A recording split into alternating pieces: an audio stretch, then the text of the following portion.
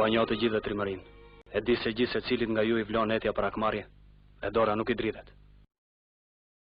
Mirëmbrëma, jam këtu me mikun ton, mjekun dhe shkenstarin e madh shqiptar Zoti Edvin Prifti në serinë e dytë të historisë së pandemisë.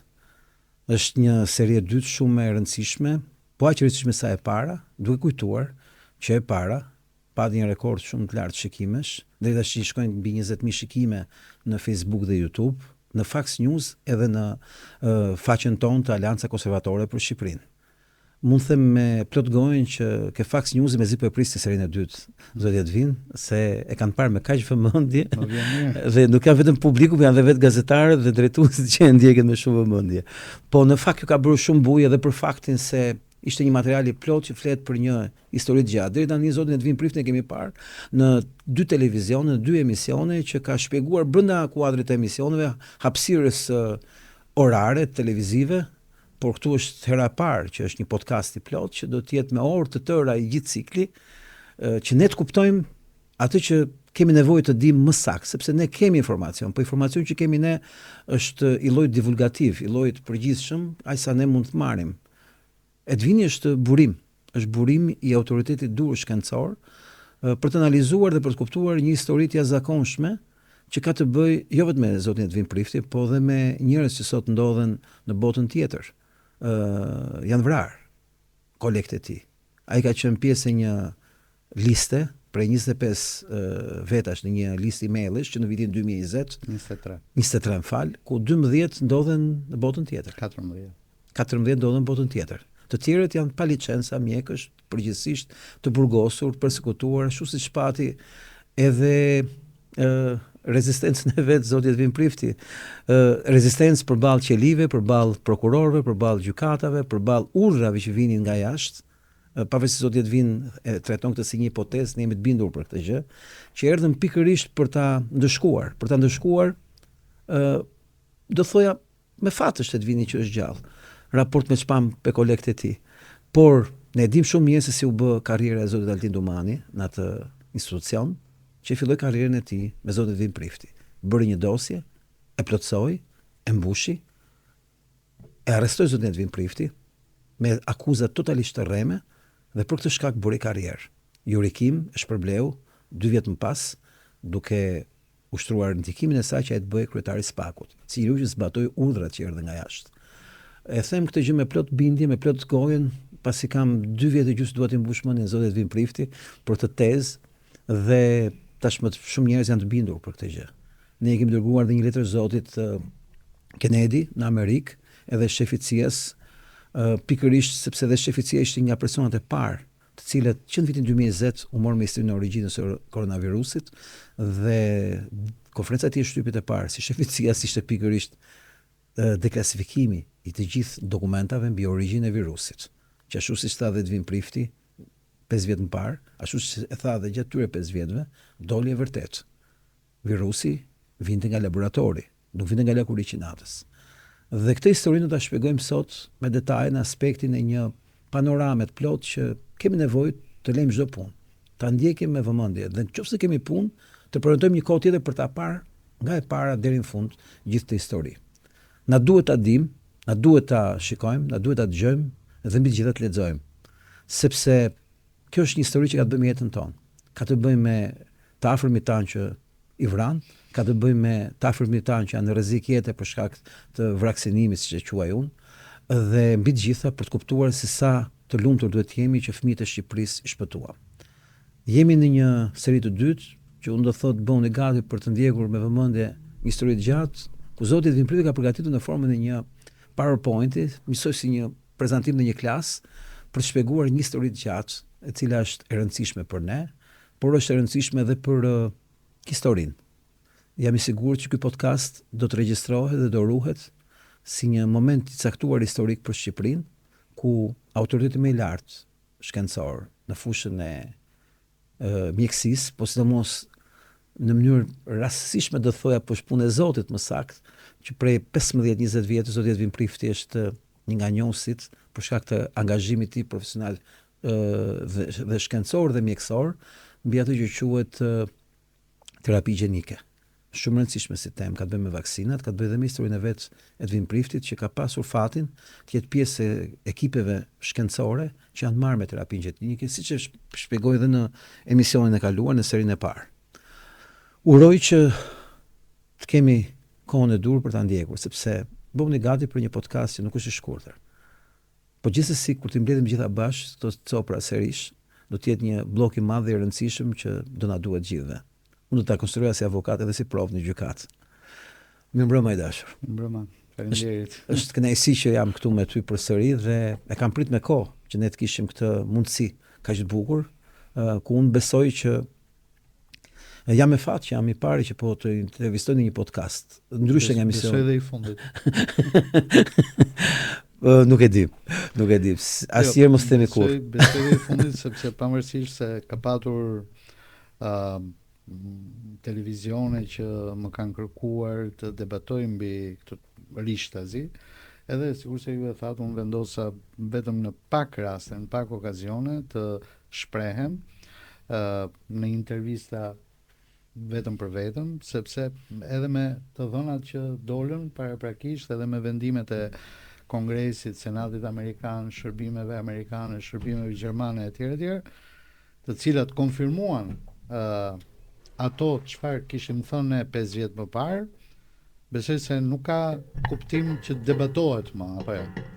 Pra, debati është i panevojshëm kur fjala e dikujt ose të thënat e dikujt tashmë janë vërtetuar, janë bërë publike në të gjitha format. Kështu që nuk besoj se kjo tematik ka nevojë më për debate, sigurisht ka nevojë për debate në mënyra se si u impenjuan shumë njerëz, se si u pozicionuan me të drejtë, pa të drejtë, në mënyrë të gabuar apo në mënyrë korrekte. Këto janë debate pastaj që mundet të diskutohen edhe të mund të fliten, por përsa i përket shtyllave të diskutimit, se çfarë ndodhi, si u projektua, çfarë u tha, çfarë u gënye, etj., besoj se këto tashmë kanë gjetur përgjigjen e tyre dhe mua më vjen mirë që e vërteta ime ka dalë tashmë në sipërfaqe. Do kisha preferuar të mos kisha të drejtë. Do kisha preferuar më mirë të dilja unë një njeri që ka folur në mënyrë të papërgjegjshme, se sa të dali një e vërtet e tillë që është një e vërtet jo shumë e këndshme për njerëzimin dhe për specien tonë, edhe për njeriu. Po unë besoj që më mirë që ndodhi kështu, sepse po mos kishe pasur këtë pozicion, informacioni do kishim ne mbi vaksinat, mbi terapinë gjenike, do të ishte i mangët dhe i diskutueshëm dhe nuk do japim neve besimin absolut që patëm në betejën tonë për të rezistuar raport me vaksinimin. Mund ta them me plot gojën, teoria e terapisë gjenike që ju na shpjeguat në shkrimet tuaja ka qenë thelbësore, ka qenë themelore në muajin korrik gusht sidomos, kur ne ndërtuam strategjinë e rezistencës që mira qytetarë shqiptar çdo të shtunë dolën dhe u përballën deri çdo javë te kryemiqësia dhe me arrestime dhe me kërcënime dhe me shantazhe, por mbi të gjitha me atë grup mrekullueshëm të rinj, të cilët i dolën për zot në universitete dhe e bllokuan pikërisht në dyert e shkollës, duke bërë gati më pas edhe gjyqin e Nurembergut që kërcënuan gjithë rektorët dhe dekanët dhe çdo vaksinator tjetër, dhe që ishte edhe finalja e mbylljes me sukses të një rezistence shprej fëmijë. Pra, pavarësisht të së keqes që kishte kjo histori, roli juaj ka qenë jashtëzakonisht dhe ka qenë determinant. Ju më thoni që do doja të kisha gabim.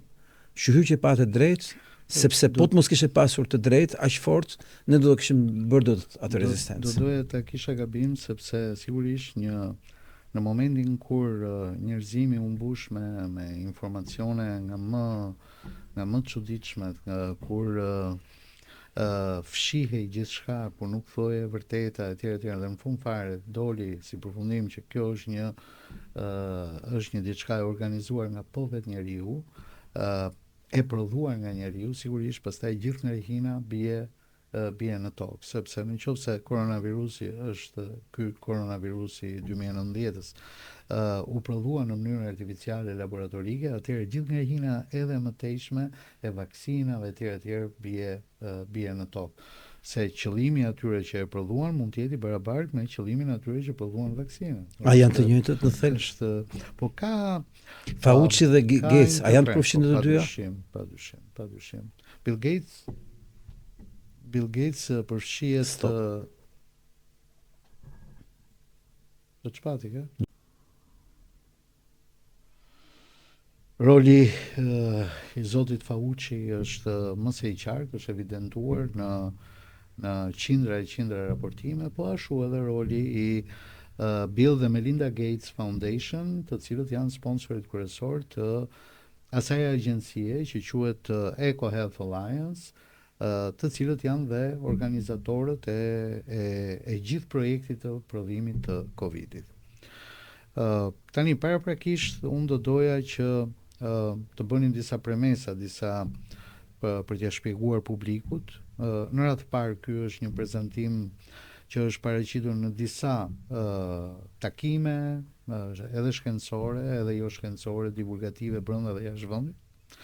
Dhe unë jam munduar që të heq gjithë atë pjesën shkencore të cilat mund edhe të jenë relativisht të pakuptueshme për opinionin publik, por gjithsesi do të më falni dëgjuesit dhe shikuesit që është e pamundur që të heq gjithçka, gjithë të informacion, pasi ndryshe s'do të kishte kuptim. Kështu që mund të ketë një lloj mërzie nga shikuesit për momentet veçanta ku edhe informacioni është veçanërisht teknik dhe profesional, por unë do mundohem që ta bëj sa më të kuptueshëm për gjithë ata që na ndjekin. Tani tema e këtij prezantimi është, me pak fjalë, është ana e panjohur e një të vërtetë të patreguar. Dhe sigurisht gjithë historia e koronavirusit dhe vaksinave mua më ngjan me atë të mitologjisë greke midis Shilës dhe Karibdës. Keq njëra, po akoma më keq është edhe tjetra. Po çfarë dëgjuam neve gjatë gjithë asaj periudhe? Dëgjuam disa individ, edhe njerëz të njohur, të shkencës, të artit, të kulturës, politikës, besonin në shkencë, ju kujtohet se është një nga karakteristikët më të mëdha. Më fal ta ndërpres pak. Gjëja që më ka bërë më shumë përshtypje, ose më saktë që më ka ngacmuar më shumë nga të gjitha, ka qenë një Reels amerikan, kur këta bërtitën të besojnë në shkencë dhe nxori një revistë shkencore, më thonjza, gjermane, naziste, të vitit 1937, që fliste për racizmin, eugenizmin, dhe që ndodhi në çdo bibliotekë të botës shkencore universitare. Ishte revista më prestigjioze shkencore e Europës në atë kohë. Padyshim, edhe nazistët kanë bërë shkencë. Po, në kopertinën e saj fliste për eugenizmin, në kopertinën e saj fliste për racizmin, për racën ariane, pra këta që besonin në shkencë, ishin po të njëjtët, e njëjta fabul, beson në shkencë. E njëjta gjë. Por ishte një çik më qesharake kjo periudhë. Nga ky diapozitiv ju shikoni një shkencëtar të cilin nuk e njeh asnjëri, besoj nga ata që shikojnë, dhe poshtë keni pronarin e Facebookut, Mark Zuckerberg, i cili ai pari shkencëtari thotë duhet të pyesim, dhe kjo është shkenca e vërtetë. Ai që thotë mos bëni pyetje, mos kërkoni informacion, po është kjo që ne ju servirim, kjo nuk është shkencë, kjo është propagandë. Dhe pikërisht kjo ndodhi në atë kohë, që jepej propagandë bëhej me shumicë, por shkenca ishte ajo që u ndalua de facto, sepse ti nuk mund të bëje dot pyetje. Ti nuk mund të ngrije pikë pyetje mbi mënyrën e trajtimit, mbi faktin se nga vinte ky koronavirus, si ishte zhvilluar kjo sëmundje etj. Pra ky duhet bërë një herë ky diferencim. Dhe përpara se sa të fillojmë, unë jam shumë i njohës senatorit Paul Randall, është një senator është mjek, është një senator republikan në Senatin Amerikan. Jam realisht me njohur sepse ai në 9 prill 2024 bëri këtë letër, ku ju e shikoni, i cili i shkruan në vitin i shkruan pikërisht në prill të 2024 15 agjencive të shërbimeve amerikane, duke u marrë eksaktësisht me atë që ishte projekti Defuse. Ju e shikoni këtu, i cili është edhe thëmbra e akilit, origjina e COVID-19. Një projekt, emri është Defuse, që ta fiksojmë. Dhe ky projekt, i cili aplikohet që në vitin 2017 dhe në 2018 merr përgjigje, sikurse ju e shikoni këtu. Kjo është një raportimi një media amerikane nga Eco Health Alliance, ja ku lidhen gjërat. Eco Health Alliance. Ta shpjegojmë pak për publikun. Eco Health Alliance është një NGO amerikane me qendrën në New York, e drejtuar nga një personazh i cili quhet Peter Daszak, që nuk është mjek. Që nuk është mjek, nuk është as ka një PhD në zoologji, por nuk ka përfunduar as edhe një lloj universiteti. Dhe pikërisht ky personazh, Peter Daszak, është individi i cili bën lidhjen midis projektit për prodhimin e Covidit, midis një shkencëtari tjetër i cili punonte bashkë me ekipin e tij, punonte në North Carolina University, me Institutin e Virologjisë së Pekinit, dhe pastaj detyrohen që projektin, sepse aplikuan në këtë agjencinë që quhet DARPA, është akronim, e cila do të thotë Defense Advanced Research Project Agency, ose pra është ushtarake. Është ushtarake. Domethënë, nëse ka alien, ekzistojnë alienët, në DARPA janë. Domethënë, DARPA e di. Po pati e din ata. Dhe DARPA e studion. Domethënë, është agjencia e cila studion ajkën e shkencës. Padyshim. Ka fonde unlimit, të palimituara, të pakufizuara. Nuk e di nëse janë, besoj se janë, një pjesë e tyre janë të njohura, por pikërisht kjo agjenci që është ajka e shkencës botërore, dhe që është e klasifikuar çdo projekt që bëhet në të, padyshim sepse është e mbrojtjes së Shteteve të Bashkuara, çuditërisht në vitin 2018 DARPA i jep një përgjigje negative dhe nuk është financuar ky projekt nga DARPA. Pra DARPA ka refuzuar. DARPA refuzon pikërisht të projekt për shkak se dy drejtuesit klinik të projektit, njëri quhej Ralph Baric i Universitetit Karolinës së Veriut dhe drejtuesi tjetër ishte një profesoresh kineze, drejtoresha e Institutit Virologjisë së Pekinit, Shi Zhengli, ose Batumen, gruaja e Lakuriqit natës e quajnë. Mirë, po duke qenë se ajo punonte, kishte informacione që punonte edhe për shërbimet sekrete kineze, dhe duke qenë se projekti për prodhimin e një koronavirusi i cili të shpërndajë në ajër, sipas gain of function, pra rritjes funksionit të Antonio Fauci, ky projekt mundet të bëjë vetëm në një laborator super të sofistikuar, BCL6 me ato koeficient të sigurisë që ata kanë, dhe i vetmi laborator ishte në Fort Detrick në Maryland. Në Amerikë. Fort Detrick është ushtarak. Dhe sigurisht DARPA nuk mund të lejonte një njeri ekstern, sidomos kineze, për më tepër i lidhur me shërbime të dyshimta, që të futej në laboratorët e klasifikuar top secret të mbrojtjes amerikane, dhe në këtë mënyrë nuk e aprovuan. Pa ajo që ndodhi më pas ishte që pikërisht Eco Health Alliance futet në Wuhan. Dhe pavarësisht se Wuhani nuk ishte një laborator BCL6, po ishte BCL4, që do të thotë që koeficienti i sigurisë i tij ishte më i ulët, edhe BCL4 nuk ka siguri mbi mikrobet apo viruset të cilat mundet të shpërhapen në ajër. Pra nuk i disponon garancit. Por mendimi fillimisht ishte aerobike quhen këto të mos aerobike që shpërndahen në aerozol. Për më tepër, Covidi që u prodhua shpërndahej edhe për një javë qëndronte edhe në ambiente të forta, në tavolinë. Ekziston të rritë, mbijeton. Qëndronte dhe ti kontaminohesh. Kështu që zotrin në fjalë, e prodhuan këtë gjë në Wuhan. Tani do ndalem Dhe këtu. doktor Një pyetje teknike. Randall, Kemi një program ushtarak, një institucion ushtarak amerikan, i cili refuzon një eksperiment caktuar. Eksakt. Dhe ndërkohë propozuesit ai ishte shtetas amerikan? Po. Ky Peter Daszak, çaj quhesh? Peter Daszak është duhet jetë shtetas amerikan, por ka një origjinë i ati i tij ka qenë komandanti i rinisë hitleriane në Ukrainë. Si përputhen gjëra.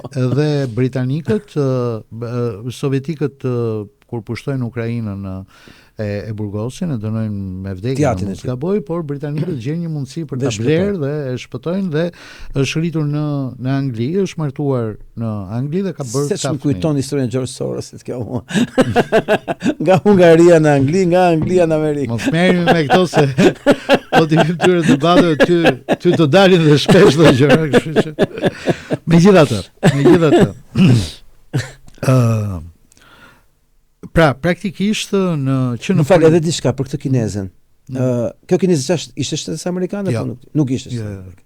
Pra ne kemi një organizatë Eco Health Alliance, kështu quhet, e cila merret me këto gjëra. Tani para se të shkojmë deri në Wuhan, se dua që të bëjmë një qasje paraprakisht për të njohur dhe publikun me çfarë kemi të bëjmë, me çfarë. Eco Health Alliance merret me domethënë deri përpara këtyre projekteve, kryesisht projektet e saj janë planeti i gjelbër.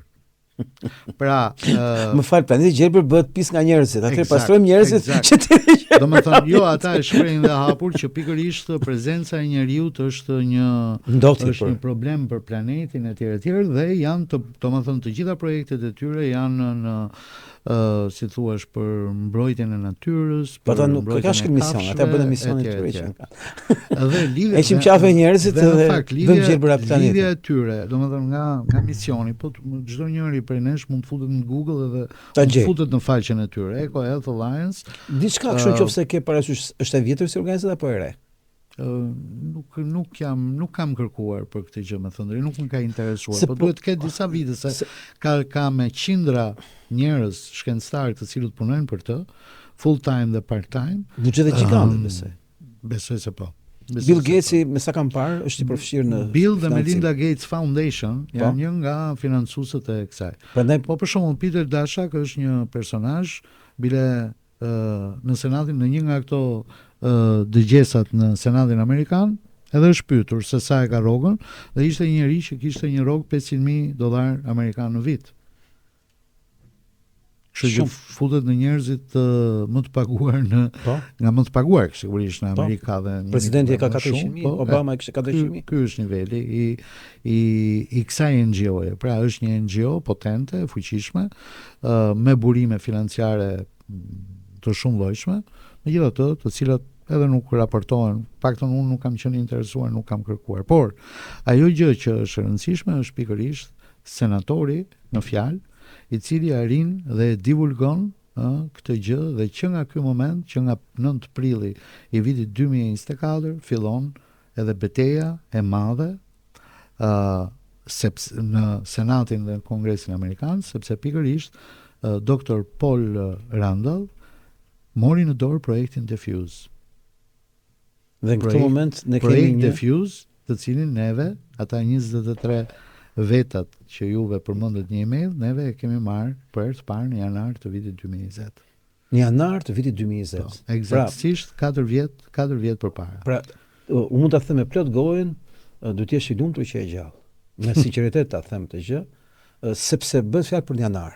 Bëhet fjalë para se fillojë diçka. Eksakt, në atë periudhë. Dhe ti ke qenë pjesë e një liste me 23 njerëz ku sa numri aty që rrojnë më 14 për tyre. Sigur se e shikoni ju në këtë letër, thot, gjatë këtij eventi, pra gjatë propozimit të këtij projektit, Peter Daszak i Aleancës Eco Health, i cili kishte projektin Diffuse, kërkoi fonde federale për të manipuluar viruse të njohur me proteinat spike, ose të prodhonte viruse të reja. Pra edhe ti manipulonte ekzistueset, edhe të prodhonte të reja. Dhe këtë nuk e thot si njeri do kushdo. Kurioziteti im më i madh lidhet me dy momente të një organizate, e cila do kemi mundësi ta shpjegojmë më vonë. Para se shkoj do shkoj ke parimi e organizatës, fjala organizatë. Një organizatë qeveritare që prodhon viruse. Është quajtur gjithmonë teori konspirative kur ne flisim për Bill Gates dhe Melinda Foundation, kur flisim për to temat që organizime të caktuara marrin misione të jashtëzakonshme kundër civilizimit, kundër njerëzimit, kundër gjës, na thotë këto janë teori konspirative. Fakti që këta kanë pasur kurajë dhe janë drejtuar një institucioni të mbrojtjes Amerikës për të propozuar këtë gjë, që quhet ky gain function për ta bërë një virus që svret njerëz. Jo që svret njerëz, që vret njerëz. Po pra, një virus që svret njerëz.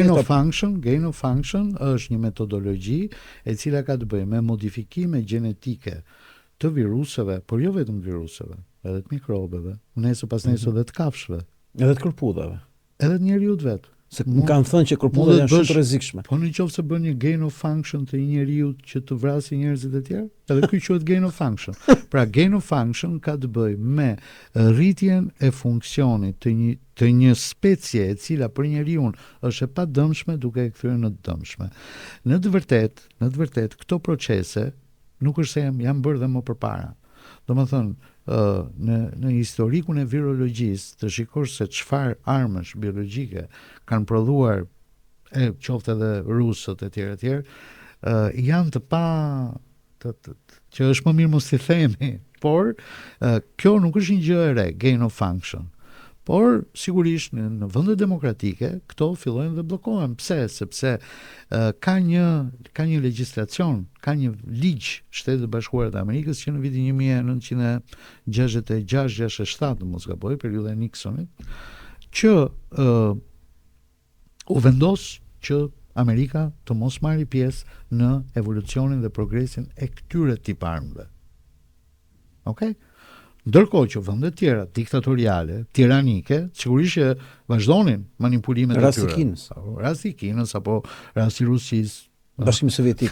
Ka viruset prodhuara gjenetikisht në Rusi, janë biologjike që janë aq të tmerrshme për njerëzimin, sa dhe ata vet i kanë mbruajtur sekuencën gjenetike, po i kanë zhdukur si viruse. Po, edhe në rast i mbajnë si sekuencën në mënyrë që në një rast të lufte ti riprodhojnë, sepse janë viruse të cilët nuk kanë asnjë lloj antidoti. Ato po ulan të lirë, vrasin çdo, në qoftë ata që i kanë prodhuar. Dhe mushfrasin gjithë njerëzimin. Po sigurisht. Dhe unë kujtoj një film të Stanley Kubrick, Dr. Strangelove, i vitit 1963, që ka bërë një bujë të jashtëzakonshme, tregonte një histori fantastike shkencore, po që është vetëm një komedi dhe është komedi e zezë që ka bërë Kubrick. Tregon që Rusi, Bashkimi Sovjetik kishte shpikur, Rushovi kishte shpikur një bombë atomike aq fuqishme, sa në qoftë se një bombë vetme do shkonte drejt Rusisë, drejt Bashkimit Sovjetik, ajo do zhdukte gjithë njerëzimin dhe ishte një lloj shantazhi që i bënte gjithë të tjerëve se nuk po e ditë më llogaria financiare me përballu luftën e armatimit në atë kohë. Dhe filmi përfundon me një aksident të një çmenduri që bota zhduket. Pra ekziston gjithmonë kjo prerogativ. Po sigurisht. Gjithmonë njerëzimi ka shembull konkret dhe është turp për ata që përdorin fjalën konspiracion apo gjëra të tilla. Njerëzimi në historinë e tij ka pasur një personazh që quhet Jules Verne. Jules Verne ideoi avionin, helikopterin, nëndecën e shumë gjëra të tjera. Dhe në atë kohë ishin të paimagjinueshme, por ja që u realizuan. Pra, edhe këto ka për shumë skenarist Isaac Asimov, të cilët kanë ideojnë fantasciencën e tyre, gjëra të cilat neve ose bashkë jetuesve të tyre mund të duken halucinacione, por ne nuk e dim se çfarë do sjellë ardhmja. Më fal, duhet bëj një ndërhyrje, me që jemi në këtë periudhë të javë. Është një cikël shumë i jashtëzakonshëm i dikur i BBC-s, më pas i Netflixit. Ka dalë sezoni i ri këtë javë, është një cikël që quhet Black Mirror, i cili është një grup serish pa lidhje me njëra tjetrën, që jep këto projeksione. Jemi në sezonin e 5, më duket, tani atë 6-in, këtë javë sa ka dalë, dhe tregon se si ndikon teknologjia në ato që ne, me fjalë, kur ne i fantazojmë duken se çan këto prallë. Po faktikisht ato po dalin të gjitha të vërteta. U ja rekomandoj të gjithë tash. Ne kemi kohë të flasim kur flasim për transhumanizmin dhe këto gjëra të tjera për këtë. Mezi e pres atë moment. Okej. Tani, cilat ishin lidhjet e mia? Unë kam dëgjuar edhe kritika pozitive nga njerëz të cilët mua më njohin etj më thonë, po ti me virusët, ti je kirurg. Po bra. Sepse koncepti për fat keq në Shqipëri, koncepti e keni edhe atë shprehjen, është edhe shprehja për shkakun kur operon një njerëz, njerëzit thonë të lumshin duart. Nuk ndodh kjo në botë. Se kanë, Nuk ndodh në botë, sepse kirurgu në fillim është mendje, pastaj është dorë. Po. Se dora është thjesht një mjet manipulator i komanduar nga truri. Nëse, Por dëgjoj, në Shqipëri, këtu dorën e kemi sepse në Shqipëri ka do dhe çik art. Është dhe çik art. Kam pat videon tënde me grëshërën që mbaje ke gishti vogël. Po arti, ka ikmenja. artin kirurgji përpara shqiptarëve e kanë bërë të tjerët, po ta kam fjalën që në vendin ton, populli jon e koncepton kirurgun dhe jo vetëm tek neve, edhe në vende tjera, sa më primitive të jenë, aq më shumë është ky konotacion që kirurgu është një njerëz që me bisturi që këto s'duhet këtë s'ka lidhje me këto gjëra. Kështu që unë e kam përmendur edhe herë tjera, por le ta përmendim sot se cilat janë lidhjet e mia profesionale, edhe shpirtërore, edhe të motivuara me historinë e SARS-CoV-2-shit. E para fillon që në vitin 2003-2004, ku juve e përmendët, që në 2003 unë mora këtë çmimin më të madh amerikan dhe si përfundim unë shkoj dhe punoj pikërisht në këtë institucion me një kardiokirurg të famshëm me origjinë çifute, Bernard Goldman, dhe spitali quhej Sunnybrook Women's College Health Sciences Center. Po ç'ishte ky spital? Pikërisht ishte spitali ku ka rënë SARS-i i parë në vitin 2003. Në këtë spital ka rënë SARS-i i parë. Eksaktësisht në këtë spital. Ti ke qenë aty? Eksaktësisht në atë moment kanë vdekur 26 veta personel nga ky spital. 26 veta në atë spital. Dhe në këtë oborrin që ju shikoni në këtë foto këtu, janë emrat e tyre. Jo, nuk janë emrat e tyre, por pikërisht në atë pozicion, unë nuk e kam atë foto se nuk e fotografova kur. Është një piramidë, kanë ndërtuar një piramidë me emrat e këtyre 26 mjekëve dhe infermierëve të cilët vdiqën nga SARS-i i parë që ra në vitin 2003 dhe ishte një grua. Pse në Amerikë ishte pacientizëm? Jo. SARS-i i parë identifikohet nga një mjek italian i mjekëve pa kufi në Saigon në Vietnam. Dhe ai lë shnimet dhe ndërkohë merr avionin dhe shkon në Laos, punët e tij. Sa përfundon në Laos, vdes me detres respirator. Mendoj unë ka qenë është një hero i pa emri i tij nuk kujtohet, por është një emër i të cilit njerëzimi duhet të jetë mirënjohës. Dhe në Kanada ai la shnimet e strukturës gjenetike që të këtij koronavirusi që kishte zbuluar në vitin 2003. Megjithatë ne nuk dim më shumë, sepse ajo u dominua si epidemi shumë kollaj, mbasi vdiqën afërsisht 1000. Se si ishte president Donald Trump shkarkoni. S'kishte për pandemi. Ishte një grua vietnamite, 70 ca vjeçe, e cila vindet në familjen te fëmijët e saj në Toronto. Dhe ajo sa zbret nga avioni me detres respirator, përfundon në këtë spital dhe kontaminon gjithë spitalin. Jo gjithë spitalin, po kush u manipuloi me të, pacientët që ishin rreth rrotull, pastaj këta infermier kontaminuan të tjerë, ta mjek kontaminuan të tjerë. Dhe ndërmjet tyre, dy mjekët të cilët e pritën këto paciente dhe i intubuan, nga që nuk dinin se për çfarë bëhej fjalë, sigurisht ata u kontaminuan. Dhe njëri prej tyre ishte një kolegu im, që unë e vlerësoj erëzëunin shumë. Ai vdiq dhe për fat të keq vdiq e shoqja e tij dhe fëmia 5 vjeç. Oh, çfarë histori. Domethënë, në atë periudhë janë zhdukur 2 familje mjekësh. Njëri kishte 1 fëmijë dhe tjetri kishte 2 fëmijë. Dhe ju thash 26 veta personel, që ishte një traumë për gjithë ne, u pezullua puna, një periudhë kohore. Ju ku ndodhesh? Në spital. Në spital aty. Po, me skafandra, me hermetike. Ty të shpëtoi Zoti, ty të mbro Zoti, beson.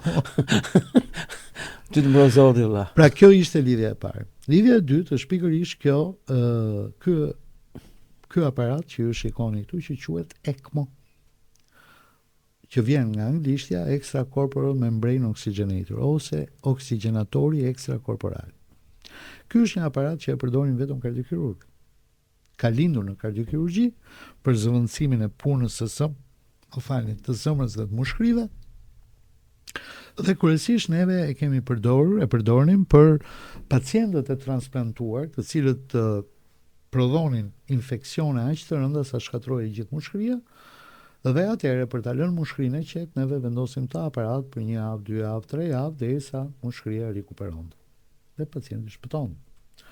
Dhe këtu juve shikoni që fillon që është një artikull i vitit 2022, nëntori 2022, që tregon për përdorimin e ekstrakorporalit në ECMOS, pra të këtij aparati, për trajtimin e COVID-19, sepse do futemi ky bën të njëjtën lojë. Ky është një aparat që përdoret në kardiokirurgji, por ndërkohë që në vitin 2003 e përdorim neve, na thrisnin neve.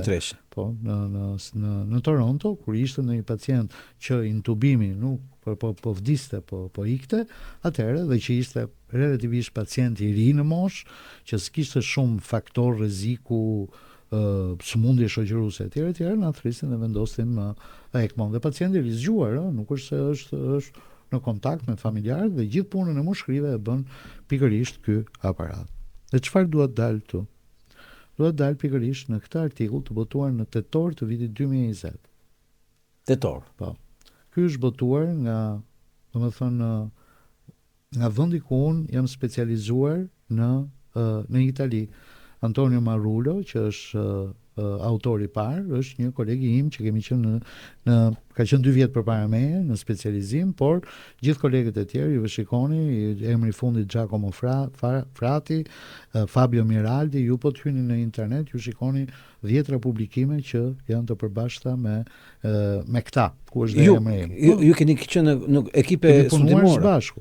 Wow. Sigurisht ky studim në vitin 2020 unë nuk isha më pjesë e atij grupi dhe publikohet në këtë revistë Minerva Cardiovascular, publikohet se ishin muajt e parë, është bëhet fjalë tetori 2020-s, kështu që 6 muaj në shkurt u fut në Itali koronavirusi. Sigurisht që artikulli merr vetëm një periudhë 6 muajore. Dhe çfarë kanë bërë këta? Këta kanë bërë që kanë grumbulluar 333 pacientë në 90 institucione në 17 vende të Komunitetit Evropian, të cilëve ju ishte vendosur ECMO. Kjo pajisje. Por ECMO vendosej kur intubimi nuk funksiononte më. Pra, de facto ishin të vdekur. Ishte vendosur ECMO dhe shikoni çfarë shkruajnë. Incidenca e vdekshmërisë ishte 17.1%. Pra, shpëtonin 1 në 5 veta. Në 4 në 5 veta. Në 100 veta të intubuar, 17 prej këtyre vdisnin, po 83 shpëtonin. Dhe këta ishin gjithë vdekur, po mos ishte kjo pajisje. Pra, në qoftë se në Shqipëri, sipas çfarë na është referuar, kanë vdekur 3000 veta supozojmë në spitalet shqiptare të intubuar, juve do llogarisni që nga këta 3000 vetëm 500 do kishin vdekur, në qoftë se neve do kishim mundësinë të vendosim ECMO. Dhe kjo ECMO nuk ndodhi në Shqipëri. Pikërisht debatin mbi këtë aparat unë e kam bërë në 22 shkurt të vitit 2020. Publikisht. E kam kërkuar që Shqipëria nuk ka ECMO. Nuk ka. Është ai shkrimi juaj që keni bërë dhe intervista në Facebook, po edhe më vonë kam përmend disa herë se nuk e sot e kësaj dite jemi në vitin 2025, akoma nuk është ky aparat. Akoma nuk është. Kushton vetëm 54 deri në 60.000 euro. Sigurisht me një aparat nuk mundet të trajtohet gjithë, po disa vjetra. E kam fjalën që ky aparat u përdor në një rast caktuar, pastaj mbaron sigurisht pas 2 javësh përdoret tek tjetri. Pra mund shpëton të jetë ky aparat në Shqipëri. Edhe në fushën e kardiokirurgjisë apo jo? Po në fushën e kardiokirurgjisë por ne po flasim për Covidin, për një periudhë si thua emergjence për njerëzimin, jo vetëm në Shqipëri. Ata e dinin se ju e thatë dhe prapë nuk e bën. Unë e bëra publike në datë 22 shkurt vitit 2020 nëpërmjet një statusi tim në Facebook, që pastaj thash mungon kjo, mungojnë ventilatorët, kaq ventilator kemi etj. Mirë. Është pjesa e tjetër, dhe e treta. Kjo është raporti juaj me elementi i tretë që juve përmendët disa çmime herën e kaluar që unë kam marrë. Ky ka të bëjë me një çmim që quhet çmimi Pasteur, një çmim afër 50.000 euro në vitin 2003, të cilën unë e marr eksaktësisht për atë që ishte identifikimi për herë të parë tek njeriu në botë, identifikimi i qelizës staminale të zemrës, pra i qelizës burimore të zemrës.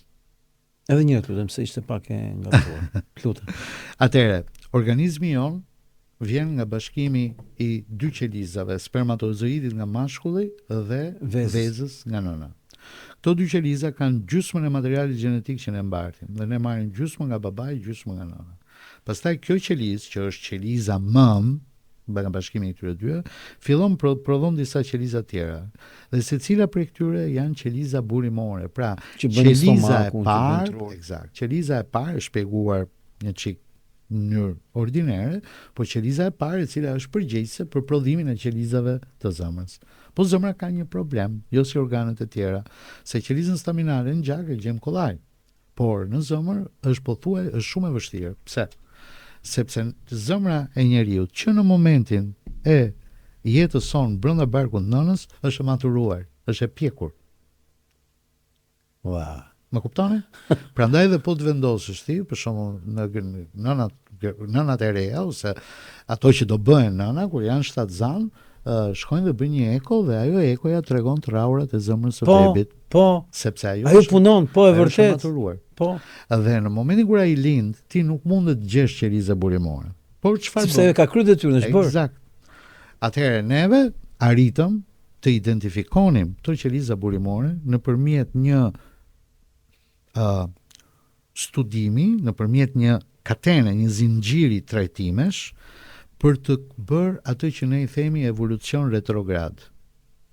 Tani këtu do të ishte sepse ky çmim është 150.000 euro në të vërtetë, po e kemi marrë 3 veta dhe një nga prej këtyre profesorëve që është për mendimin tim një mendje ndritur, shefi biologjisë molekulare të La Sapienzës, profesor Alessandro Giacomelli, dhe pikërisht ai arrin dhe identifikon me pak kontribut nga ana jon që të bënte atë që quhet evolucion retrograd. Pra evolucion për sprapthi. Darwini thotë, pra ajo është e pjekur ta çosh ke parapjekjes. Eksakt. Pra nga e maturuara ta çosh tek e pamaturuara. Dhe ky është një proces me gati 13 hapa, është njësoj si të kalosh nga njeriu, nga Homo sapiens jemi neve, qofse është e vërtet teoria e Darwinit. Po e marrim kështu. Edhe unë nuk e besoj, po. Qofse Darwini ka, jo, unë nuk e besoj se ka të dhëna për këtë gjë. Edhe unë. Në qofse Darwini ka patur drejt, atëherë është njësoj si të shkojmë nga njeriu tek majmuni. Atë njëjtën gjë bëm ne. Dhe arritëm e identifikuam. Çështja është që mbas identifikimit çfarë do bëni, dhe kjo është patentë e Universitetit La Sapienzës. Nuk është një gjë koti. Kjo është një patentë e universitetit. Po pak ju pas kanë paguar. Po ne nuk na paguar universiteti, na ka paguar ato gjë. Po ky ishte çmim. Tani të hym pak në më shpjego pak te kjo pjesa që te kjo mbi këtë çështje, se kjo lidhet tani me vaksinat. Dhe ky është projekti i trialit ose i studimit në Toronto të ju shikoni një fjalë këtu VEGF që është një akronim që do të thotë Vectorial Endothelial Growth Factor ose faktori i rritjes vektoriale të endotelit. Me pak fjalë, është një hormon që e ka trupi çdo njeriu dhe i cili tenton të riparoj, për shembull, nëse dëmtohet një gjaku, ai tenton ta riparojë, të prodhojë qelizat endoteliale, pra qelizat e arterjes ose të venës etj. Dhe aty ku zhduken arteriet për një arsye ose tjetër, ai tenton të prodhojë të reja. E kuptoj. Më kupton? Por sigurisht që ai ka një përqendrim të caktuar. Cila ishte ideja jon? Ideja jon e imja me pak fjalë që u aprovua në këtë institucion, Universitetin e Torontos, ishte nëse neve në një zonë të infarktuar, pra ku ka ndodhur infarkti në zemër, është nekroz, ka vdekur ai. Neve do vendosim qeliza staminale, këto qelizat burimore. Ato që i nxorët me hapa mrapa. Eksakt. A do na shumohen këto që të mos kemi më zonë infarkti? Se atë funka që do të bëjt në zemrën. Pa ato, po u shumohen se janë gjallë, ato ka nevojë për ushqim, ka nevojë për gjak. Po aty s'ka gjak se janë mbyllur të gjakut. Atëherë, neve duhet të bënim atë që quhej terapia kirurgjikale gjenetike. Pra që të fusnim, të transformonim gjenetikisht atë territor dhe të fusnim dhe të rrisnim përqendrimin e këtij faktori. Po ky është faktor human, ë? Nuk kemi të bëjmë me gene si te koronavirusi, te vaksinat. Kuptova. Ky është një gen human. Dhe pacientët të cilët u involvuan në këtë, ju shikoni këtu një ADVGF 121. Po. Është adenovirus 121 i lidhur me genet e këtij hormonit. Çfarë është vaksina AstraZeneca? Adenovirus i 25 dhe 6 i lidhur me genet e proteinës spike të koronavirusit. Po. Nga pikpamja teknologjike është e njëjta gjë. Dhe kjo bëi në vitin 2003. Dhe ju do shikoni këtu, kjo është terapia. Ju shikoni që kjo është koronarografia e njërit prej këtyre pacientëve.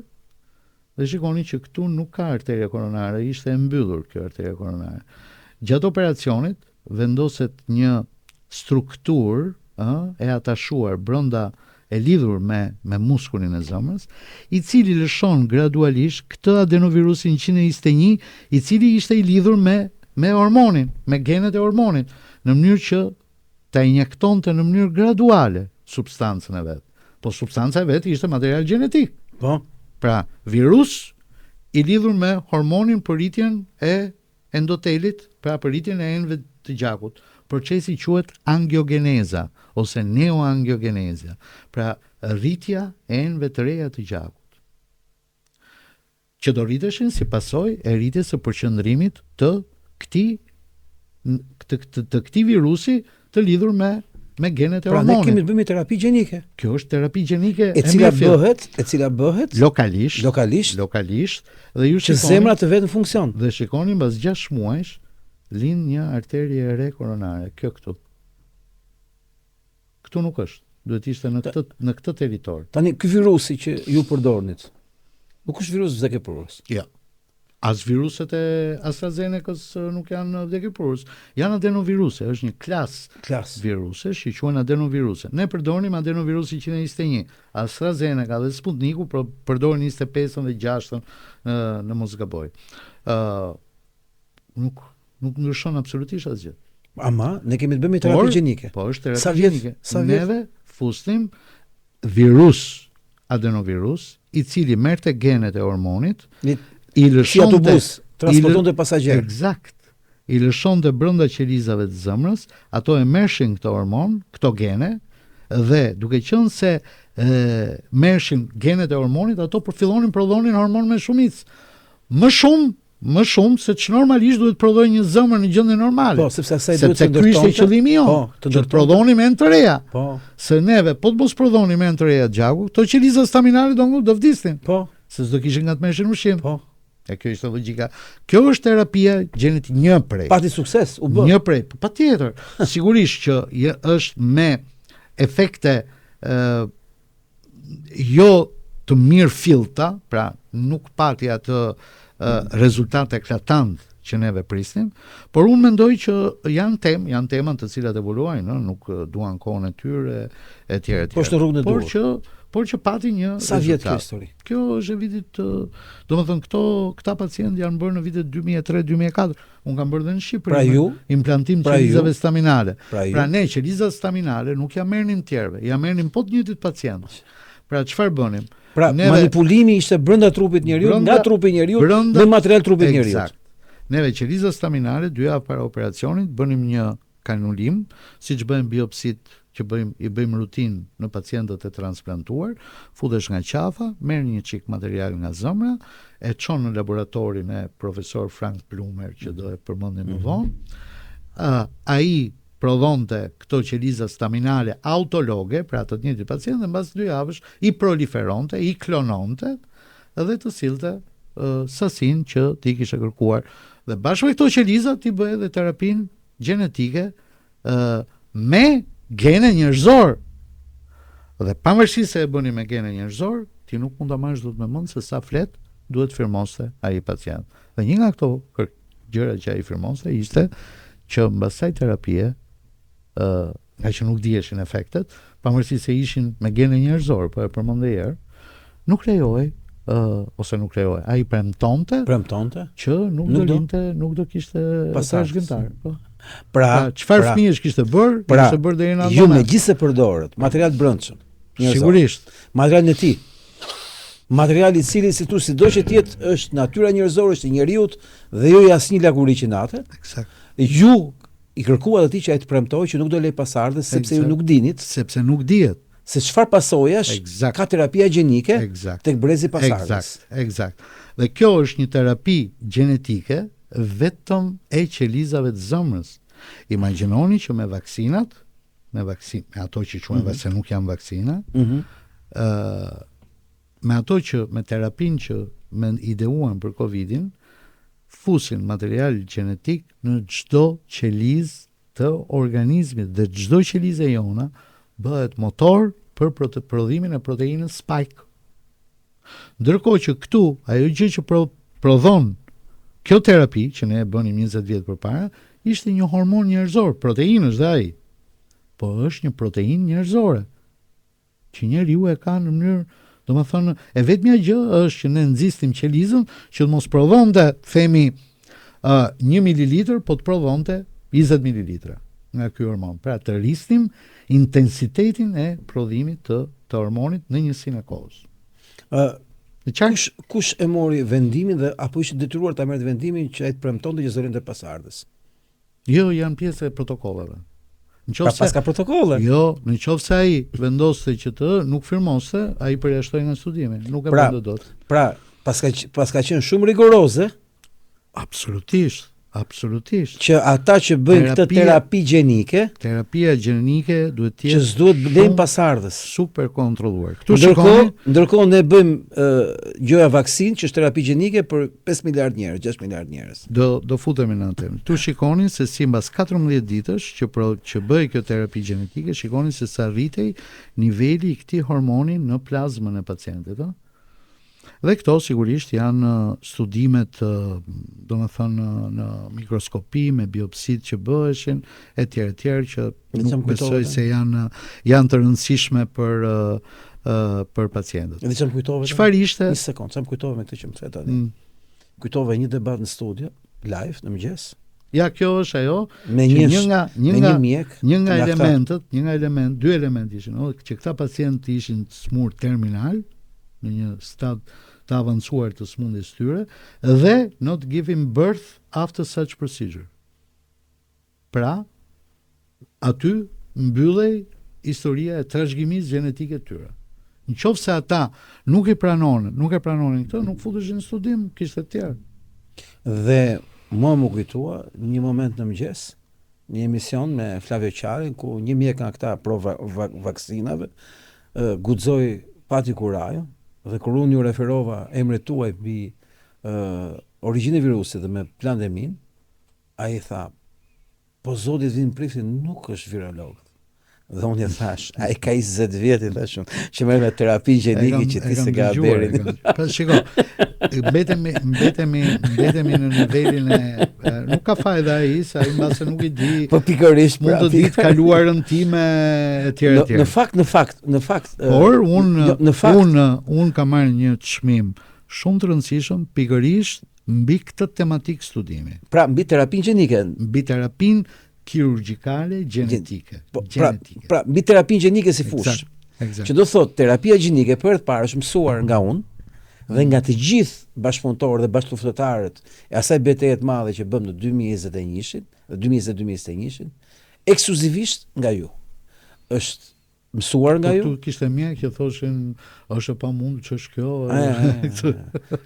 Dhe kishte ato fact-checking të faktojës, fact-checkeve Sorosi që na bllokoi nga 30 ditë kur guxonim dhe thonim fillojmë terapi gjenike. Po ki e parasysh që për ne thelbi i rezistencës tonë në aspektin e logjikës shkencore që i paraqisin publikut se ne nuk i thonim njerëzve do ju injektojnë qipa, ne i thonim njerëzve ne nuk e dim pasojat që do ketë te trupi i njeriut ky veprim që ne duan na bëjnë, dhe e dyta nxorëm dokumenta që ju referuam terapisë gjenike, që ata ndryshuan dhe fjalorët botror për të përdorur fjalën vaksinë tek fjala terapi gjenike që s'kishin lidhje fare, ishte e rrëzonte gjithë konceptet e fjalës vaksinë. Është ajo që folëm, aty ku nuk lejohet të bëhen pyetje është propagandë. Fiks. Dhe ajo që ka ndodhur në, domethënë, për kuriozitet, duhet të jetë edhe një ide pozitive më poshtë, po në janar të vitit 2020 ka ndodhur një fenomen, ai ishte elementi i parë që mua më ka ngjallur një jo dyshim, po pra cili ishte elementi. Në janar të vitit 2020 del një studim në internet online i një grupi indian, dhe ai studim ka ndetur vetëm 3 orë online. Ka ndetur vetëm 3 orë. Mbas 3 orësh universiteti dhe autorët e heqin. Si po, fatmirësisht nuk e di, se neve na zotit. Në atë moment kam hapur emailin sepse duke qenë antar në shumë forume edhe këto janë informacione transversale. Edhe nuk e mbaj mend, e kam gjetur online apo më erdhi në internet, po kam përshtypjen që më ka ardhur në email. Dhe pastaj u zhduk, po të klikoj aty, po unë arrita dhe shkarkova atë. Më duk interesant, po e lexoja. Pastaj u zhduk nga qarkullimi për 3 orë. Dhe çfarë kishte ai? Indianët e kanë thënë të parë. Koronavirusi i Wuhanit, pra ai që po bënte patërtin, nga pikpamja gjenetike kishte në pikën ku proteina spike lidhej me trupin e koronavirusit, kishte një që quhet harku i furinës. Furina është një grup genesh të cilat janë tipike për AIDS-in, edhe për Ebola. E kam dëgjuar historinë e AIDS. Dhe furina nuk ekziston në familjen e koronaviruseve. Pra në dy gjëra pa lidhje me njëra tjetrën. Pra çfarë do lloj koronavirusi? Edhe koronavirusi i 2003 nuk e ka harkun e furinës. Po harku i furinës e bën atë që quhet gain of function. Dhe për këtë ka folur Luc Montagnier, çmimi Nobel për AIDS në vitin 2008, i cili ishte i pari që avertoi pjesë e këtyre grupi medeve, kësaj listës, i cili avertoi botën për një modifikim të mundshëm, dhe ai e ngrinte pikpyetjen pikërisht nga ky fakt. Pikërisht nga prezenca e furinës tek koronavirusi. Nëse, ky është një detaj. Pra, ne si ke gjurmë të krimit. Ne kemi të bëjmë me një të dhënë që është, po themi, një frut tropikal. Ndërkohë çdo këtu një frut arktik. Eksakt. Më kuptove logjikën. S'kishte vend. Dhe në këtë moment i thua nga këta turistët, kush erdhi nga zona arktike, erdhi ky është fajtori. Po të kapshim një lloj Sherlock Holmes si gjithë të histori. Tani, çfarë na ndodhi neve në Shqipëri, që e përmendëm pak edhe herën e kaluar, po të hymë më në detaje. Pra neve kishim dhëna që kirurgjia, domethënë të gjithë ata pacientë të cilët i nënshtrohen në interventeve kirurgjikale të çfarë do lloji, këta kishin rezultate jashtëzakonisht të këqija. Me kardiokirurgjin na ndodhte ndryshe. Por ky nuk ishte vetëm një detaj që na kishte rënë neve në sy, kishte rënë dhe vende tjera. Dhe sigurisht tu kemi një fillojnë publikimet e para, pra këta tregonin, kishte mendime kontroverse. Ky është një artikull i Australisë i cili tregon që në 4800 pacient në meta-analizën e tyre, ata treguan që 44 pacient u infektuan me SARS-CoV-2, të cilët u nënshtruan kardiokirurgjisë. Dhe këta kishin 27% vdekshmëri, pra një vdekshmëri jo të vogël, jo të vogël. Me një terapi intensive më të gjatë etj. Por çfarë nuk kuptonin këta 44 pacient? Të gjithë këta ishin pacient në emergjencë. Pra në emergjencë do thotë që janë në stadin e fundit të sëmundjeve të aortës. Ato sëmundjeve tyre. Që s'kishin lidhje me Covidin. Të gjithë 27%, pra 1/4, pra 11 pacienta përsisht, asnjë prej këtyre nuk kishte vdekur nga detresi respirator, pra nga Covidi. kush kishte vdekur nga hemoragjia, kush kishte vdekur nga arresti Po kardiak. ndërkohë këta u regjistruan të vdekur në Covid gjë. Jo, nuk janë regjistruar të vdekur mbas interventeve kardiokirugjikale.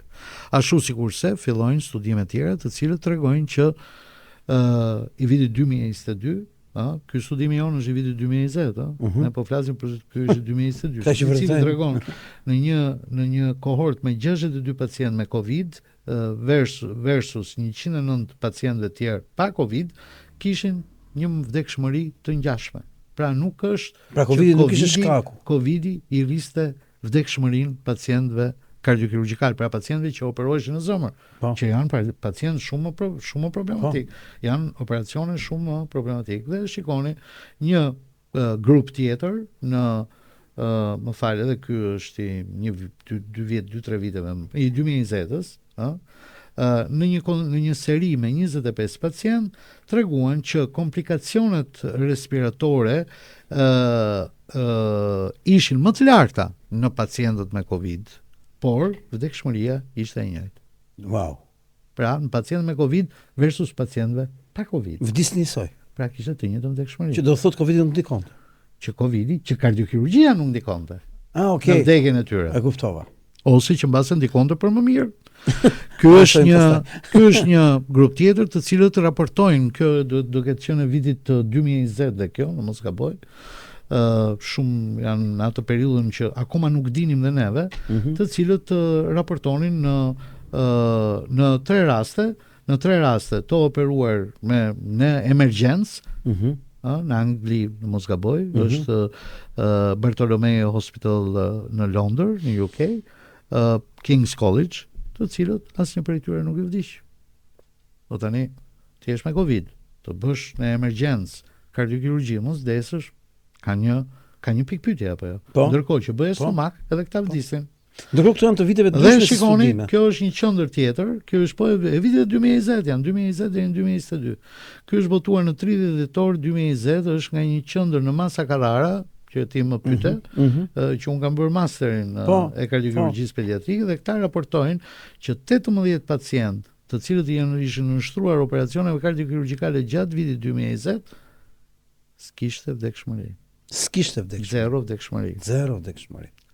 Dhe tani, çfarë neve do pristim nga një pandemi? Me logjik. Nga një nëse pandemia do të ishte e natyrshme, natyrale etj. Pra siç ka qenë gjithmonë, siç është çdo infeksion, Pra neve do pristim një vdekshmëri më të lartë, signifikativisht më të lartë në pacientë me Covid. Pra po të ishte një virus natyral, ne njohim sjelljen e tij, se kemi parë në dekada, dhe do prisnim një vdekshmëri më të lartë në rastet e smurve. Eksakt. Dhe pse do e pristim ne këtë? Në kardiokirurgji po flas.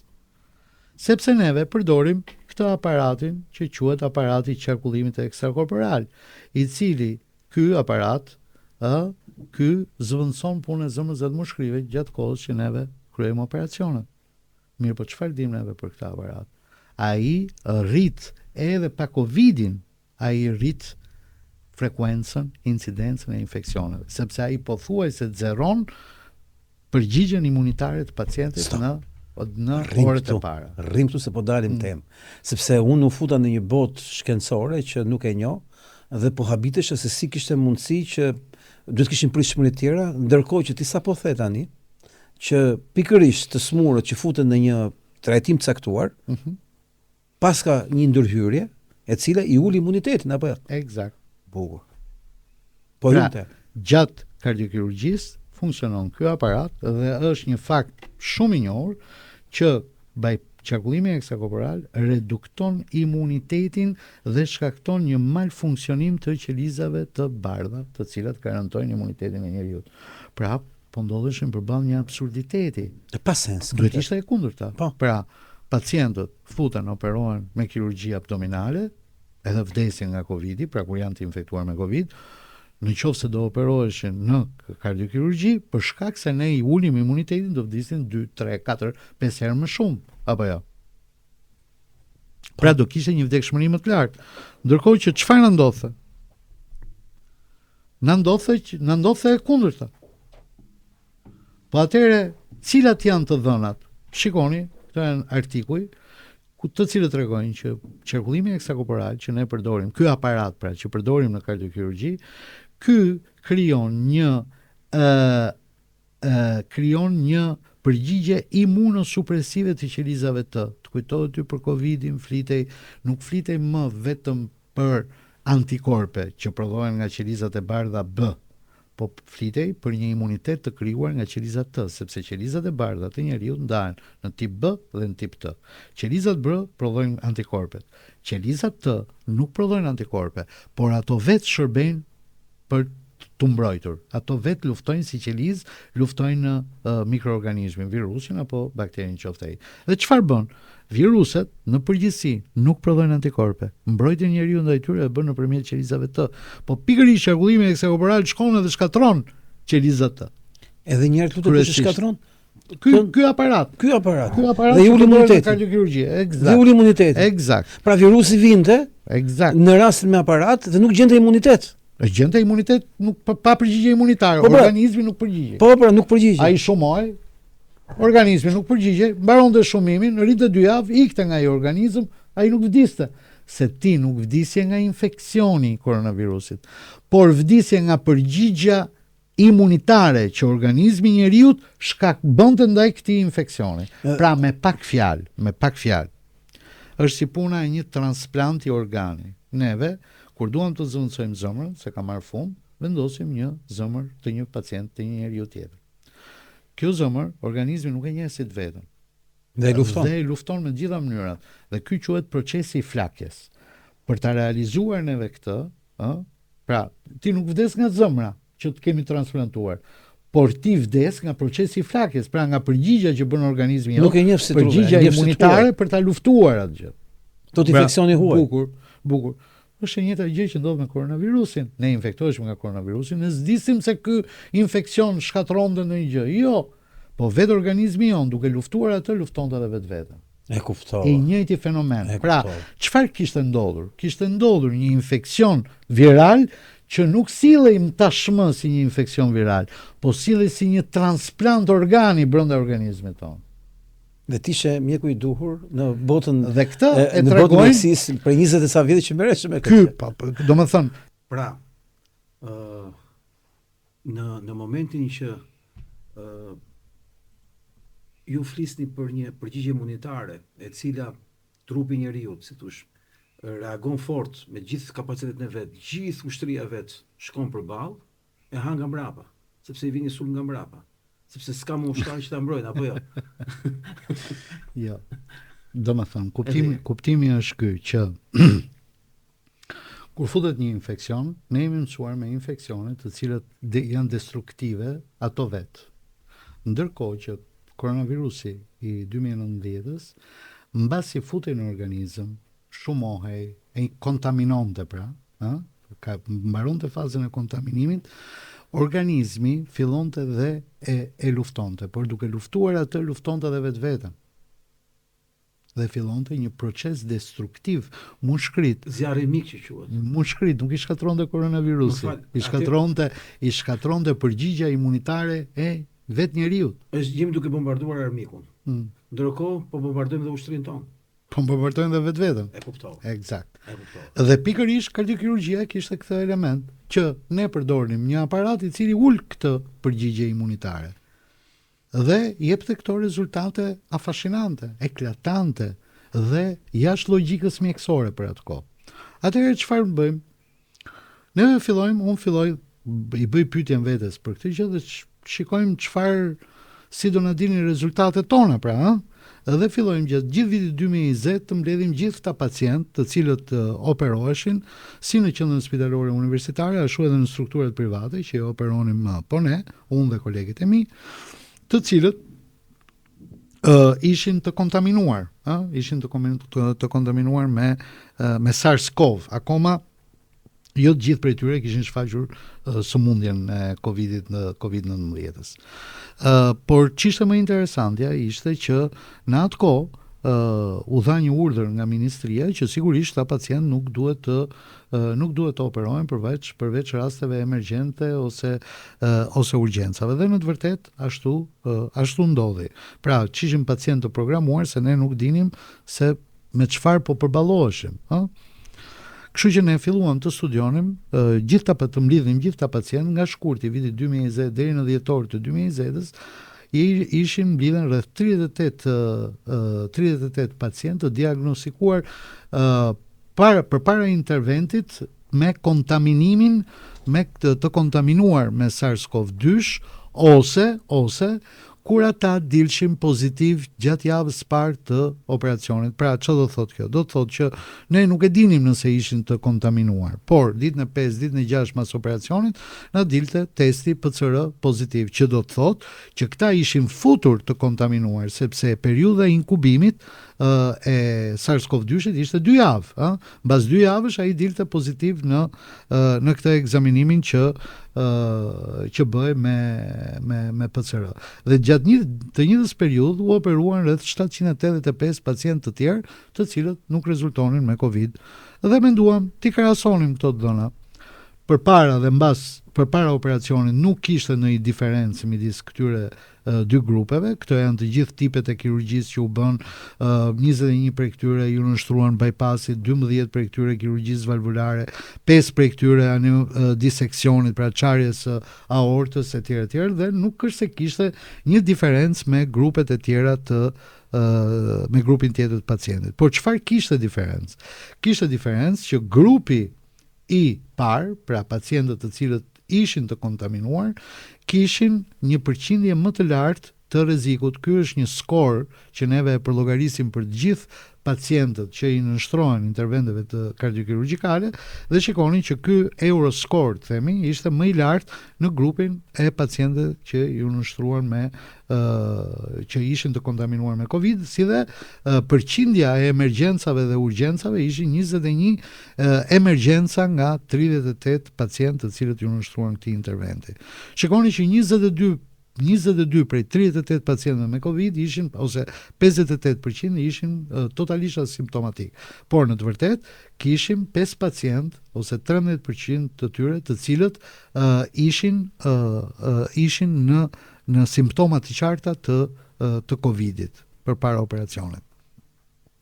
Këtu janë rezultatet post-operatore dhe intraoperatore, dhe padyshim që pacientët që e grupit që ishin të kontaminuar, pra me Covid, sigurisht kishin një orar të zgjatur të ventilimit mekanik, të daljes dhe rihyrjes në terapi intensive, të reintubimit, pra të gjitha atyre që neve i themi komplikacione ventilatore, ishin në përqindje më të lartë tek ta smur, por juve shikoni që vdekshmëria në grupin e parë, pra në pacientët me Covid, vdekshmëria spitalore ishte 0, kundrejt një vdekshmërie normale, 47 në 785 të smur, të cilët ju nënshtruan këtyre operacioneve. Për hir të vërtetës, ne na ka ndodhur në këtë grupin me Covid, ka ndodhur një vdekje më shumë se një muaj, dhe kur ndodh vdekja më shumë se 30 ditë mbas interventit kardiokirurgjikal, ajo nuk quhet një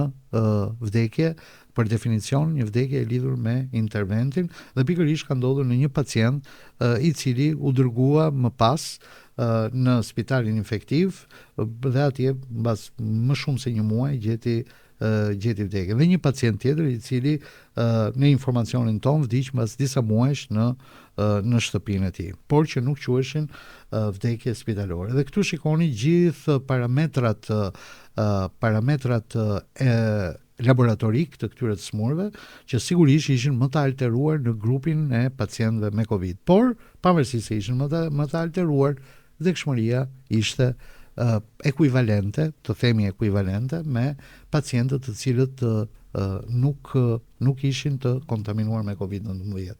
Dhe çfarë rezultoi në përfundim? Në përfundim rezulton pikërisht që një Covid-19 është i karakterizuar me zhvillimin e asaj që ne i themi sindromi i stresit respirator, i cili çon në detyrimisht në dërgimin e këtyre pacientëve në terapi intensive, por edhe me një risk të shtuar për vdekshmëri. Një përgjigje imunitare jo korrekte, e cila involvon aktivimin e sistemit imunitar, është një mekanizëm i mundshëm i prodhimit të këtij detresi respirator. Dhe pikërisht kardiokirurgjia arrin që ta diferencoj dhe ta minimizoj përgjigjen imunitare, pavarësisht se ajo është e shoqëruar me një përgjigje inflamatore.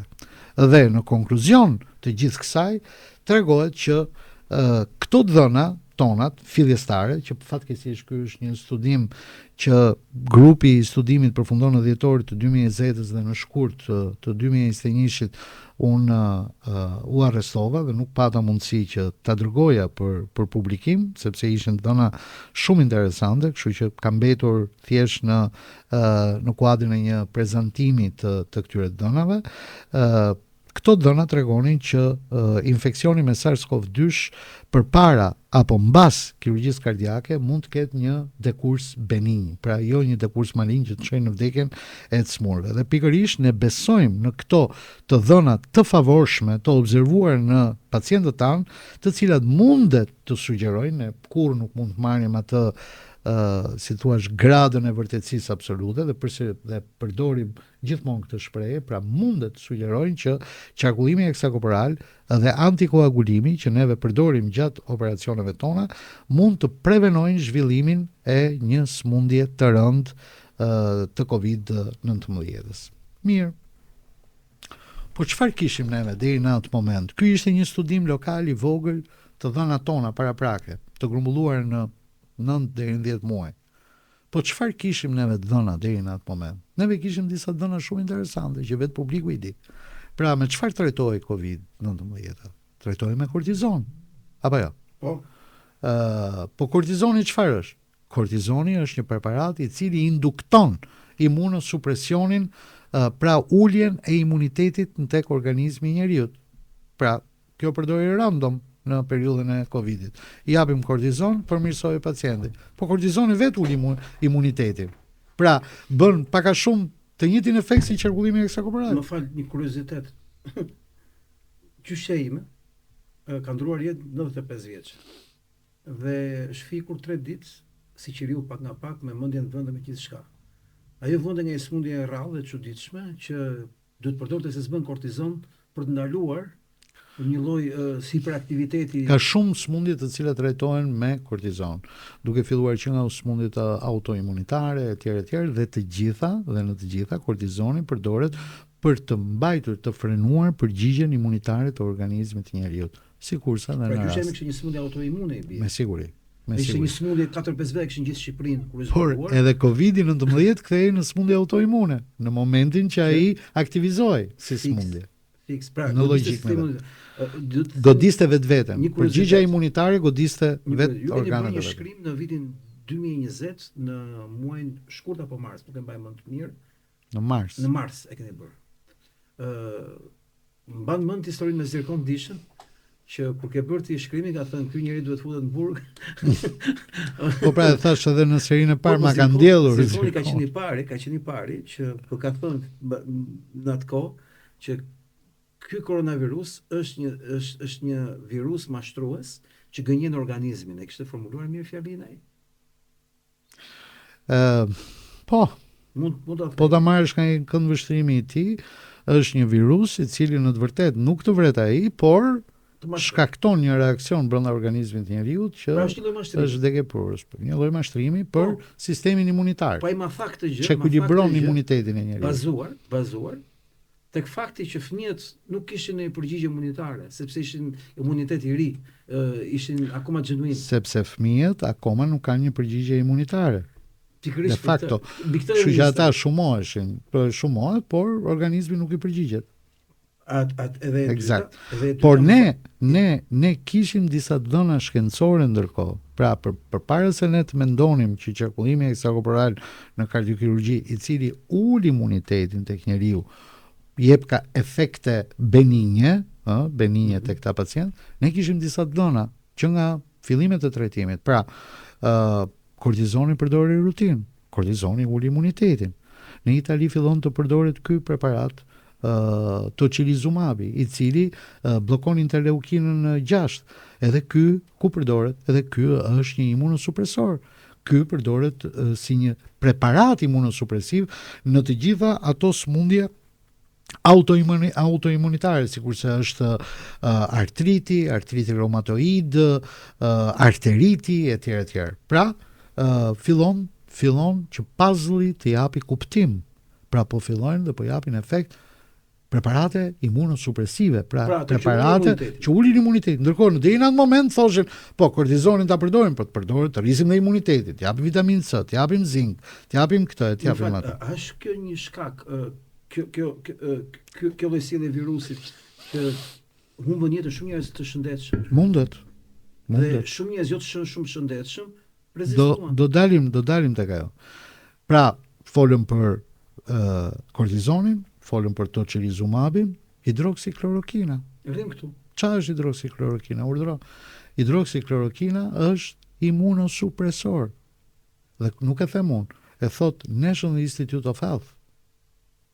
Pra thot që kjo është një ilaç që ul imunitetin. Imunosupresioni shkaktuar nga hidroksiklorokina. Hidroksiklorokina është një preparat imunosupresiv. Më fal, ju jeni në dieni që 2 CO-t. Po jam në dieni edhe jam në dieni që kur të diskutojmë projektin Diffuse, ju do lexoni, juve do ju tregoj aty se si që në vitin 2018 zotërinë që aplikuan për prodhimin e këtij koronavirusi tregonin që shtami i parë mutant i koronavirusit i prodhuar në North Carolina University ishte sensibël ndaj hidroksiklorokinës dhe ivermektinës. Ky është edhe shkaku që ata dy zinj. Vazhdojmë poshtë. Po. Baricitinibi, edhe ky është një imunosupresor, pra baricitinib. Të gjithë këta janë preparate të cilët u provuan efikas, secili në formën e vet. Por pse? U provuan efikas në trajtimin e Covid-it. Patjetër. Ky është një që e sulmuan ky është preparati tjetër, ivermektina, ai që përdoret për parazitët. Urdhëro. Ivermektina është një imunomodulator. Dhe ky ul imunitetin. Eksakt, po jo tani. Shikoni artikullin është i vitit 1991. Çfarë operacioni? Çfarë operacioni? Pra, të gjithë këto të gjithë këto preparate tregonin që këta ishin të gjithë preparate imunosupresive ose imunomodulator, të cilët në një farë mënyre interreagonin se imuniteti i njeriut është në formën e një piramide me shumë shkallare dhe këta vepronin në segmente të caktuara të kësaj kaskade, të kësaj ujvare, duke bllokuar prejnë të caktuar të një ujvare të madhe. Bukur. Këtu tani fillojmë edhe kalojmë në çështjen e konglomerimin të këtyre produkteve për dhe terapive, që ju thanë edhe ti e ke përmendur disa herë që në qoftë se nuk do kishte terapi, atëherë mund të përdori kjo në thonjza vaksina. Por ama në qoftë se do kishte efikasitet një apo trajtime tjera, me siguri kjo nuk do merrte. Rrimsu se shumë rëndësishme. Bëjmë një bilanc me këta që thatë? Jo, akoma bilancin. Përmendet ivermektinën? Po. Përmendet hidroksikloroksinën? Jo, unë nuk i përmenda unë akoma nuk i kam përmendur për trajtimin e tyre në Covid. Unë kam përmendur se cilës kategori ato i përkasin. Pra, kortizoni, tocilizumabi, hidroksiklorokina, baricitinibi, ivermektina janë ose që ulin imunitetin, ose që e modifikojnë, e modulojnë atë. Tani fillojnë studimet e përdorimit të këtyre tek Covid-i. Bukur. Këtu për shembull kemi një artikull të vitit 2021 i cili tregon aplikimin i Torinos, i qendrës Torinos, që tregon aplikimin e steroidëve dhe tocilizumabit në përgjigjen imunitare të pacientëve me Covid të shoqëruar apo jo me atë aparatin e famshëm ECMO. Rezultatet ishin jashtëzakonisht shumë pozitive. Bëhet fjalë jemi në 2021, fillim 2021. 2020 apo 2021? Dhe sigurisht këtu shikoni përdorimin e këtij aparati, edhe ky i vitit 2021, pra unë ju përmenda atë artikullin në fillim të vitit 2020 që i kishte bërë kolegu im, dhe këtu jemi në 2021 që përsëri ECMO nuk fillon më të përdoret vetëm për të oksigjenuar trupin. Më kupton? Pra, në vend të mushkrive. Në vend të mushkrive, për t'i lënë mushkrit të relaksohen derisa ato të rimarrin funksionimin, pra intubimin nuk funksionon. Po shiko çfarë thot ky artikull i një grupi spanjoll i cili thot neve gjetëm që përdorimi i ECMOS përveç se zëvendëson funksionin, siguron një përgjigje imunitare më pak agresive në pacientët me COVID-19. Pse? Sepse ECMO është si puna e atij qarkullimit ekstrakorporal që përdorim ne në kardiokirurgji, por aparati që ne përdorim dhe që disponojmë në Shqipëri lejon të funksionojë 3, 4, 5 deri në 6 orë, ndërkohë që ECMO mund të funksionojë me javë të tëra. Por ama efekti i tij është motamo me pak ndryshime, sikurse dhe aparati që neve përdorim. Por aparati që ne përdorim në kardiokirurgjin këtu në Shqipëri është vetëm 5 orë. Është vetëm deri në një orar të caktuar, sepse pastaj ai destrukton gjithë organet e tjera. Ndërkohë që ECMO ka disa filtra të cilat nuk lejojnë të shkatërrohen qelizat e gjakut, është pak më i modifikuar në këtë drejtim. Dhe, por ama efektin mbi imunitetin e ka të njëjtë. E kuptova, vetëm se ka 50 orë. Dhe shikoni tani që në qoftë se neve në vitin 2020 kishim raportime që ECMO është efikas sepse zëvendëson punën e mushkrive, tashmë ECMO në këtë artikull të vitit 2021, dhe jo vetëm ky, unë kam marrë një prej disave, ka efektin imunitar, pra bllokon procesin imunitar në ato javë që është në pra gjithçka që ju po thoni, po tregoni që ka disa procedura, ka disa protokolle, ka disa barna, ka disa pajisje, të cilat ndikojnë tek ulja e imunitetit ose rregullimi i imunitetit. Tek ulja e imunitetit. Pra, atëherë kjo të gjitha këto vërtetoni që kur përdoreshin shpëtonin pacientët, apo e kam gabim? E shpëtonin pacientët. Bukur. Po. Pra, kishte të dhënë, kishte pra të dhënë nga të gjitha anët që imuniteti fort vriste, imuniteti dobët edhe imuniteti normal. Jo vetëm i fort. Imuniteti normal vriste. Imuniteti i dobësuar shpëtonte. Pra ekzistonin këto dhëna. Ekzistonin, neve akoma i kishim në formën e hipotezës. Jenë muajin maj, jemi në 2020. Jenë muajin maj 2020. Ne ku do arrinim ose taktemi si sot. Pra ti je tani si sot para 5 vjetësh. Je para kompjuterit tënd. Atëherë duke ngritur këtë hipotezë, neve duhet shikonim duhet shikonim grupe tjera pacientësh. Pra, pacientët me imunitet të ulët kishin vdekshmëri më të lartë apo vdekshmëri më të ulët? Më të ulët. Me logjik, më fal. Duhet kishin më të lartë. Duhet kishin më të lartë. Me logjik. Por fakti ishte e kundërt. Me logjik duhet ishte e kundërt. Do ndalosh pak. Pra, një grup pacientësh të cilët kanë imunitet të ulët duhet kishin vdekshmëri të lartë nga një infeksion. Çfarë do lloj qoftë ai? Do ndalosh pak. Bukur. Jo, një sekond. Të shpjegoj këto dy rastet edhe. Atëherë ku do e vërtetonim neve këtë hipotezë tonë? Neve duhet shkonim dhe të shikonim pacientët me AIDS, HIV, i cili është sindromi i imunodeficiencës së fituar. Pra, ai pacient i cili infektohet me HIV dhe shfaq smundjen, ai nuk vdes nga HIV-i. Vdes nga smundjet e tjera, vdes nga infeksionet e tjera shoqëruese, infeksione fare banale. Fare banale. Edhe i grip, edhe i rruf, edhe një plak në trup. Një infeksion bajame. Një prerje me thik pa dashje. Një stafilokok e tjera e tjera. Që i bëhet infeksion. Pra, normalisht, ky grup pacientësh duhet ishte shumë i riskuar. Atëherë neve shikojmë gjithë rezultatet që ishin ato. Smundje me HIV. Dhe urdhro, kjo është njëri prej këtyre, i cili thotë që këto të dhënat tona nuk e lidhin infeksionin me HIV me një mortalitet më të lartë të COVID-19. Ato vazhdonin jetën siç e kishin. Pra, pacientët që ishin me HIV dhe me AIDS nuk kishin vdekshmëri më të lartë nga HIV. Sepse kishin imunitet dobët. Po, pritshmëria ishte e kundërta. Pritshmëria ishte e kundërta. Pra, këto ishin të dhëna të pakonceptueshme. Ti je në muajin prill. Sepse ti je në prill tash në 2020. Në 2020. Tani, normalisht në një grup pacientësh me imunitet të ulët, kjo pandemi kur vriste njerëzit me imunitet normal, edhe vdisnin duke pritur autobusin në stacionet e autobusit Vuanit, imagjino çfarë do kishte bërë në pacientët me AIDS. Do ishte bërë, do kishte një kurbë vdekshmërie eksponenciale. Në të vërtetë nuk rezultonte kështu. Mirë. Ky është një artikull tjetër. Ky është i vitit 2024 sigurisht, që unë e kam marrë, por që tregon përsëri të njëjtën gjë, që pacientët të cilët ishin HIV negativ kundrejt pacientëve HIV pozitiv ose me AIDS tregonin të njëjtën vdekshmëri nga Covidi.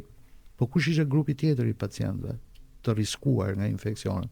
Pacientët tumoral nën kemioterapi. E din të gjithë dëgjuesit se të gjithë kemi patur eksperiencë në familjet tona me pacient onkologjik. Uroj sa më pak të kenë këto eksperiencë. Nëse është bërë si grip tani. Që pacientët tumoral i nënshtrohen një terapie që quhet kemoterapi. Po. Dhe të gjithë preparatet kemoterapeutike çfarë bëjnë? Bllokojnë shumimin e qelizës, me idenë që duke bllokuar shumimin e qelizës tumorale, kanceri do frenohet disi.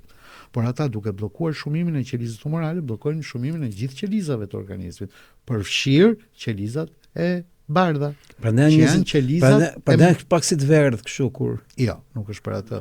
E verdha është se bllokojnë dhe qelizat edhe eritrocitet, bëjnë anemi. Po, këtu e kish. Por ajo që na intereson ne janë qelizat e bardha. Dhe duke qenë se preparatet kemoterapeutike ulin, pothuajse zerojnë numrin, ka dhe raste kur bëhen zero qelizat e bardha në organizëm dhe atëherë ju japin disa ilaçe të tjera që quhen faktor rritje, të cilët nxisin palcën e kockave për të prodhuar qelizat e bardha. Aq problematike është situata. Dhe të bardhë ishin ato me të risku më i lartë i pacientëve nën kemoterapi janë infeksionet. Edhe mjekët onkolog këtë gjë ju thon pacientëve kur i trajtojnë nën kemoterapi. Si ishte numri këtyre? Pra, duhet kishim një vdekshmëri më të lartë, shumë më të lartë. Dhe urdhëron se çfarë thot? Çfarë thot? Lancet viti 2020, se Lancet i shkruan këto, shkruan edhe gjëra të tjera. Mortaliteti dhe pastaj ndodhet përballë një absurditeti që as vetë s'din si ta zgjidhin rrebull. Tash se zgjidhet dot më se janë fliqur për. Dhe urdhëro ky artikull i vitit 2020, i cili ka të bëjë me një studim prospektiv, tregon që mortaliteti nga COVID-19 në pacientët me kancer është kryesisht i shkaktuar nga mosha, seksi dhe bashk smundjet.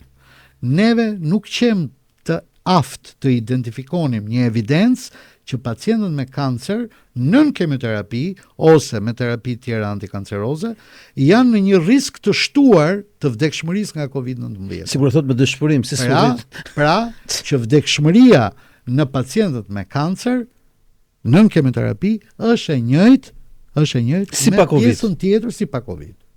Bukur. Tani do ndalosh kjo është një, më fal, do tregoj edhe këtë që kjo është një regjistër. Pra regjistri MENA, i cili përfshin disa shtete të Shteteve të Bashkuara të Amerikës, dhe ky regjistër, pra që ku futen gjithë pacientët me emra, me mbiemra, me rezultate, me dhëna etj. Dhe ky arrin në një konkluzion me mira pacientëve. Ky arrin në konkluzionin dhe thot pacientët me kancer në regionin me MENA, themi, kishin të njëjtin risk dhe rezultate nga COVID-19 sikurse dhe popullata tjetër. Pra që do të thotë që kemioterapia, pra ulja e imunitetit, nuk shkaktonte vdekshmëri plus. Ata kishin një vdekshmëri, domethënë të njëjtë siç e kishin patur 2 vjet përpara. Pra nuk ishte efekt. Pra ata që vdisin prej shkaktarit smundjes tyre kancerit, po jo nga Covidi. Pra që vdekshmëria e tyre duhet ishte në mënyrë eksponenciale e lartë në pra ti në muajin prill 2020. Je para laptopit tënd dhe po studion. Po lexon, po kërkon, shkon në punë, shef situatën tënde, operacionet tua, pajisjet dhe ndërkohë po bëj pyetje. Dhe po habitesh apo jo? Po, bëj pyetje. Mund të rrim pak këtu. Unë besoj Zot. Dhe duke besuar Zot kam menduar gjithmonë që bota është një ekosistem perfekt në kohë dhe në hapësirë. Në të shkuarën, në tashmen, në të ardhmen dhe në sipërfaqe, pra dhe në hapësirë. Në këndvështrimin tim, duke referuar një teori të Herbert Wellesit, kokës fabianizmit, por që ka bërë një super libër në vitin 1895. Flasim në serinë e tretë. Jo, jam këtu, jam vetëm te kjo këtu, që thatë ju. Vetëm te kjo do dal. Po për ai shpjegon tek libri Lufta e botëve që marsianët që vinë tokë për të sulmuar tokën i vret mikrobi. I vret një mikrob. Kjo është e njëjta gjë siç ka ndodhur me fruthin, kur europianët shkuan në Amerikë, popullatat indigjene atë kishte ai. Sepse fabula e tij ishte Oksidenti kur shkonte në botën tjetër dhe i vriste të tjerët, po ndërkohë në këtë rast e zuri smundja vet dhe u qaf. Prit se dua dal diku. Në të gjithë konceptin që kam pasur mbi konceptin e virusit, të mikrobit, mendoj që Zoti i ka vënë tokë si rregullator. Dhe kur kam lexuar historitë e pandemive të shkuara, kam kuptuar një gjë që ka qenë ajo që thatë ju në fillim, korte të doptit. Nuk korte të fortët. Pra, korte me imunitet të dobët, të moshuarit. Për shumë vite gripi, dije që në fshat tash një pjesë të moshuarve do iknin apo të dobtëve, do iknin. Ai është rregulli i natyrës. Rri këtu se këtu disha më dal. Pavarësisht po e qesh, po me fjalë dua dal është një nga arsyet për të dyshuar që ky nuk ishte pikërisht se dua dal te koncepti. Zoti e ka ndërtuar botën në një mënyrë tillë që e rregullon, është si puna ujkut që vret kafshët e smura dhe ruan ekosistemin. Vret derën e smur, që thuhet pelikani, peshqit e smur ruan ekosistemin. Nërko, na dil ka një virus, si çuditshëm, që prish ka gjithë rregullat e lojës. Eksakt. Që këtu fillon dyshimi, apo jo, që ky s'mund të jetë virus natyror i lakuricit natës. Po të ishte i lakuricit natës, ky do vriste dobtit. E dyta do vriste fëmijët, të cilët janë të dobët përballë imunitetit. Dije që gripi vriset moshuarit dhe fëmijët. Flasim kur vitet dikur, jo kur kishte ilaçe, po flasim para 100 vjetësh. Dihesh që në fshat do ndodhte kjo që ma kanë shpjeguar dhe gjyshja këtë gjë që kur vinte koha e gripeve, njëherë 4-5 vjet, njëherë 6 vjet në dimër, se dihesh periudha janar shkurt mars, dhjetor janar shkurt. Edhe në statistikat tona në 2017 na 16 se mbaj mend, kishim një rritje shumë të madhe të numrit të vdekurve. Pavarësisht nuk u shpall atë republike, dilte që kishte një rritje 3000 veta të vdekur më tepër se sa ajo normale çdo periudhë të ngjashme kohe, dhjetor janar shkurt. Pra, ne kemi të bëjmë qartas me një virus të çuditshëm, që nuk sillet si virusi i natyrës, i cili ka gjithmonë rregullatorin e të dobtit me të fortin, siç në botën e gjallë. Këtu desha të ndryja, kjo është. Jo, jam dakord, domethënë viruset ne mund të flasim në një seancë tjetër për virologjinë, historinë e virologjisë e shumë gjëra të tjera. Domethënë sepse ka një teori që se do ndronim temën e debatit. Jo, pse hipotezat janë bukura? Jo, nuk është hipotezë, është teori. Ekziston teoria Big Bangit të universit, sigurisht ekziston teoria e komponentit gjenetik ose e materialit gjenetik të një qenie universale, i cili sigurisht ndodhi Big Bangi me universin, ndodhi edhe me këtë qenie dhe kjo u shpërbë në qenie të tjera dhe që gjithë konglomerimi i ADN-s në një të ardhme mund të jetë kjo qenie supreme, themi. Domethënë ka shumë teorira të tilla, por ajo gjë që është e vërtetë është që natyra çfarë ka bërë? Natyra ruan me një rigorozitet të jashtëzakonshëm materialet gjenetike, kodet gjenetike. Është aq e sofistikuar në ruajtjen e tyre sa juve do të mahniteshit. Mahnitet njeriu kur hyn në këtë botë për të kuptuar se si natyra ka bërë që kodi gjenetik në asnjë mënyrë të mos zhduket. Në asnjë mënyrë. Më fal se do të hyj prap. Kodet gjenetike janë në speciet të cilat shumohen seksualisht ose jo seksualisht, pra duke lënë trashëgimtar, duke u modifikuar me kalimin e kohës, dhe një mënyrë tjetër që ka krijuar natyra është fosilizimi. I ruan dhe formë fosile. Dhe virusi që është domethënë krahasim me njeriu është shumë pak. Domethënë kodi jon gjenetik është që nëse neve kodin ton gjenetik do e shkruajmë në një flet formati A4, do duheshin 274.000 flet. Formati A4 për ta shkruar. Ndërkohë që kodet gjenetike të viruseve janë 2, 3, 4, 5 flet maksimumi. Por ama ato janë shumë të rëndësishme sepse virusi është midis gjallës dhe asgjës. Dhe ju dini, për shembull, që dhe kanë një mbrojtje të atill sa është e paperceptueshme. Viruset aliene që ndodhen në meteor, për shembull, ato jetojnë në minus 300 gradë në univers, kalojnë atmosferën 2000 gradë, që digjet përvolohet gjithçka, dhe përsëri kur arrin në tokë, ato përsëri janë ekzistuese. Pra natyra ka bërë një ndërthurje të çdo lloj mekanizmi për të ruajtur këto kode. Dhe sigurisht kur ti merr kurajon, pra, këtu desha. Këtu mri. Të ndërhysh në to, kjo kurajo. Kjo është blasfemi. E para duhet të jetë e mirë menduar, e dyta mund ta bësh, dhe unë jam i mendimit që duhet bërë për të mirën e njerëzimit, për duke u nisur për më mirë. Por si gjithmonë, siç ka treguar njerëzimi, ashtu siç e kthyem energjinë atomike bombë atomike, në bombë atomike që u shfarosën 200.000 njerëz, 300.000 njerëz me një në atë Hiroshima dhe Nagasaki, jemi në prag të një gjë tjetër tani, por energjia atomike nga mendjet e ndritura që e prodhuan, nuk është se u prodhua për të bërë armë. Energjia atomike ishte një mënyrë për të plotësuar nevojat e njerëzimit. Po prandaj jam kundër, sepse natyra njerëzore do të jetë kontrolluar. Dgjoj, e kontrollove sot, do dalë njëri që s'do e kontrollojë nesër. Unë mendoj që ka një lloj tabuje, ka një lloj kufiri kur ti kërkon të mohosh rregullin e Perëndis, dhe ti po bën një blasfemi, sepse ju e thatë vetë që është një gjë perfekte, është një gjë super e ruajtur, është një gjë e mrekulluar, po super ekuilibruar, por që fut hundë dikush tjetër, pritet nga kush tjetër. Ekziston hipotetikisht që mundet të jetë modifikuar 35.000 vjet përpara. Jo, dëgjoj, unë pranoj gjitha teoritë e civilizimeve shumë zhvilluara përpara, por unë dua të them vetëm këtë gjë. Vetë ky lloj virusi që uson në mënyrë jo natyrore, uson në mënyrë artificiale, jo nga zbulimi brenda, siç i gjetën brenda, po flasim parim, fakti që ky prish gjithë rregullat e lojës. Ne po flasim me gojën tonë, domethënë me të dhënat tona 2020-s, se në 2024 kjo është zbulosh. Jemi në 2020, jemi në prill. E lam këtë, e bëm këtë rregull. E di pse them, sepse jemi në prill. Jemi fiks si sot 5 vjet më parë. Që të dalim tani në debatin ton. Pra, atëherë duke qenë se neve kishim gjithë ato dhëna që aparate që ulin imunitetin, kishin rol përfitues për pacientë me Covid, ilaçe që ulnin imunitetin po ashtu, atëherë ku mund ta provonim ne këtë? Ne mund ta provonim në një më mirë akoma, tek ata pacientë të cilët marrin një ilaç i cili quhet ose një grup ilaçesh që quhen inhibitorët e kalcineurinës, ciklosporina, tacrolimus etj.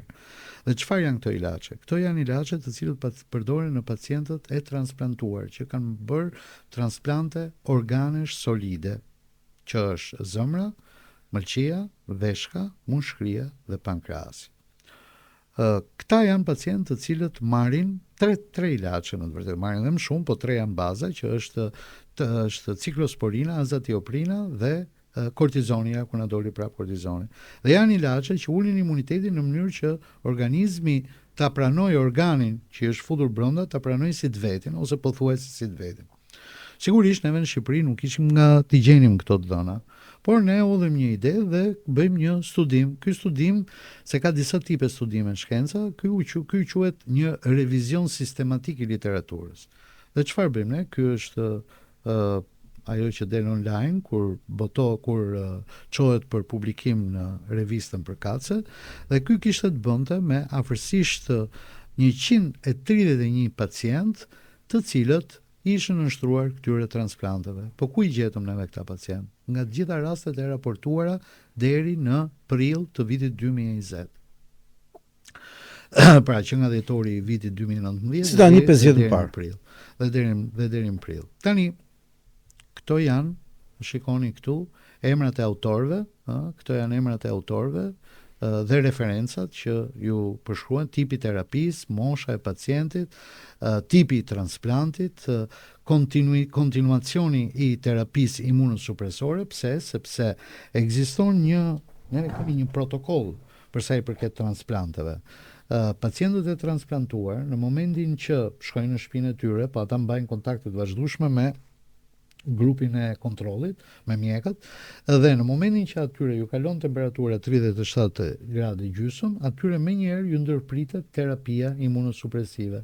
Pra, terapia e cila ul imunitetin, në mënyrë që, duke qenë se pacienti ka temperaturë mbi 37 gradë gjysmë, probabiliteti që ai të ketë marrë një infeksion banal është i lartë.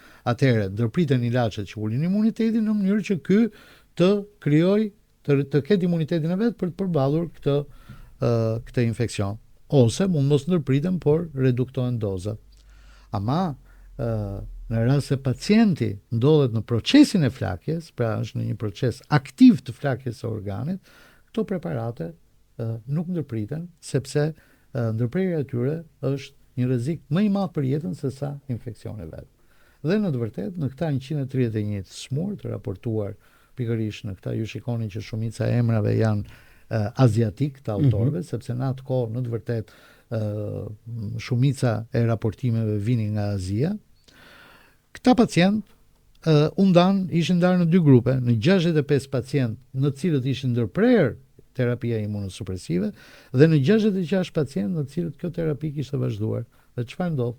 Nga 22 pacient, vdekshmëria e lartë për hir të vërtetës, nga 22 pacient të cilët kishin vdekur, 20 prej këtyre ishin në grupin që kishin ndërprerë imunosupresionin. Ndërkohë që grupi i dytë, pra grupi që ata që s'u ndërprerën, grupi i dytë ishte akoma më i rëndë, se grupi i dytë kishte vazhduar terapinë imunosupresive për shkak të sëmundjes tyre, për shkak të procesit flakjes. Pra ata ishin në një rrezik jete jo prej Covidit, po prej procesit flakjes tyre. Dhe kur vjen puna, ishte signifikative kjo gjë. Ishte shumë signifikative. Ju shikoni këtu që ka një P më e vogël se 0,01 që do të thotë që është statistikisht shumë signifikative dhe që duhet marrë për bazë. Dhe ma shpjego pse është, sepse nuk e kuptoj. Janë teste statistikore, janë teste statistikore. Kjo do thotë është më shumë apo më pak? Është më pak se 0,001, nga pikpamja statistikore është signifikative, nëse është më e vogël se 0,05. Kjo është akoma më e vogël, është më e vogël se 0,001. Kështu që si përfundim, ne dolëm në konkluzionin. Ti? Po, jam bashkë me 2 kolegë tjerë. Okej. Jam bashkë me njëri që punon në Universitetin e Maastrichtit, do të them se pse, dhe tjetri në Universitetin e Firencës, sepse nuk ishte e thjeshtë të gjej në do duheshin dhëna. Për 5 muaj të gjej gjithë ato dhëna. 5 muaj, 3 muaj. U hapën shumë librari online. Jeni janar shkurt mars. Se përveç kësaj mua më duhet të gjej artikullin në tekstin e plotë që ti referohesh, jo vetëm raportimin, sepse duhet gjehet dhënat mbi pacientin që raportonin ata. Kështu që ishte një punë jo e vogël, dhe ata kontribuan në atë të tyre.